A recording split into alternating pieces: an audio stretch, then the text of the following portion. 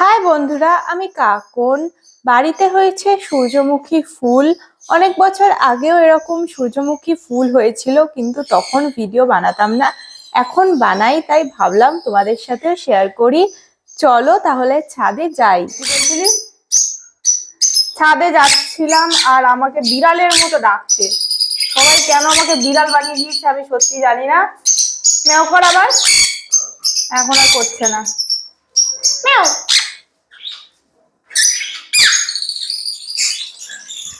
এই দেখো ফুলটা অনেক হাওয়া দিচ্ছে এখানে, তো মানে ঠিক থাকছে না। এখানে আর একটা কুঁড়ি, আর এই দেখো এটা আগেই হয়েছে, কিন্তু এত হাওয়া দিচ্ছে তাই হেলে গেছে। এইটাও ভেঙে গেছিল, বৃষ্টি হলো না তাই জন্য ভেঙে গেছে, তবুও ফুলটা হয়েছে। আর সব থেকে ভালো লাগছে এইটা, কি সুন্দর, খুবই সুন্দর। আরো বড় বড় হয়, কিন্তু ছাদে এর থেকে বেশি বড় হবে বলে মনে হয় না। কি সুন্দর লাগছে।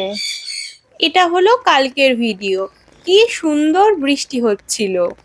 এখন তো গাছের যত্ন ভালো করে নেয়াই হয় না, তাও এই ফুলগুলো হয়েছে।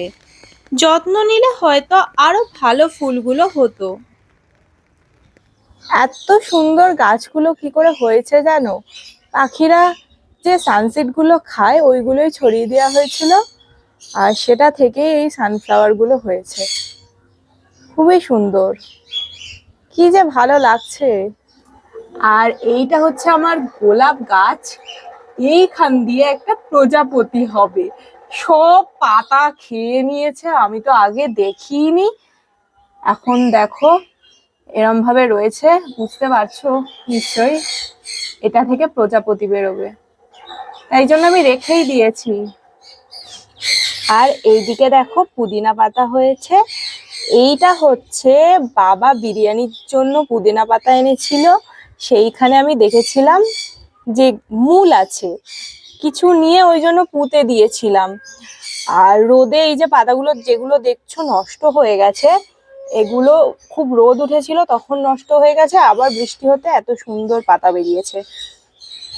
ভিডিওটা ভালো লাগলে একটা লাইক করে দিও, সবার সাথে শেয়ার করে দাও। টাটা।